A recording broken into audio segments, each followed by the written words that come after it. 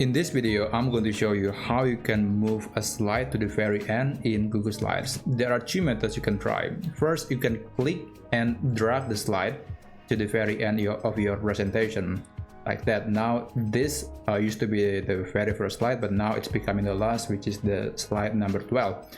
But that was the first method. Another method is, I think, a bit easier to understand. Basically, you just need to copy the slide. You just need to create a duplicate, and then you want to put it at the very end. To do it, you can right click on the very first slide, click copy, and then go to the last slide, click on it, and right click on it, click paste, and there you go. Now it is becoming the very last slide of your document. But of course, there is one more thing to do, which is to remove the first slide. Just right click on it and click delete.